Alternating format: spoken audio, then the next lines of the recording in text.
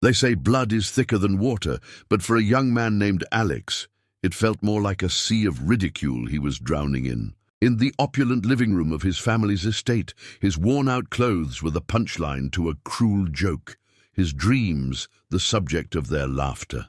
He stood there, a ghost at their feast, his head bowed and fists clenched, a silent vow forming in the crucible of his humiliation. He would not just survive, he would conquer. The days that followed blurred into a relentless montage of struggle.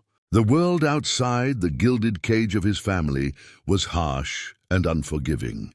Nights were spent hunched over books, the dim glow of a single lamp his only companion, his mind racing to absorb knowledge that would be his weapon. Days were a frantic hustle, a carousel of menial jobs, scrubbing floors, waiting tables, stacking shelves.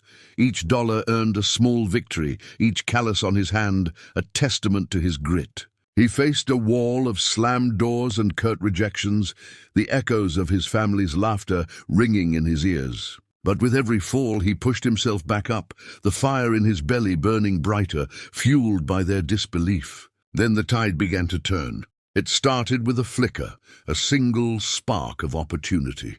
The scene shifts to a tense boardroom, where a younger, more polished Alex passionately makes his case. The handshake that followed felt like an earthquake, the culmination of his first major business deal. This singular success became a catalyst, propelling him forward with unstoppable momentum. His cramped, tiny apartment was soon replaced by the clean lines and sprawling views of a modern office, the city lights reflecting in the glass, mirroring the ambition in his eyes. He had not just built a business, he had built a new version of himself. Years later, a sleek car pulls up to a familiar grand estate. The once pristine lawn now hosts a for sale sign, a stark symbol of fallen fortunes. Alex, now exuding an aura of quiet confidence and power, steps out.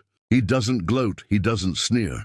With a calm, steady hand, he signs the purchase documents presented by a realtor, the house of his humiliation now becoming his property. The cycle was complete, but not in the way they ever imagined.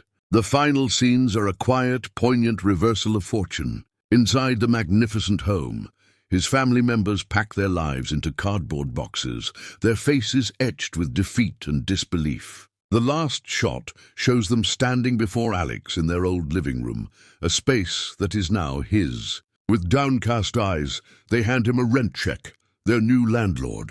For true revenge isn't about loud declarations or fiery confrontations. It's the quiet, undeniable reality of their defeat and his triumph.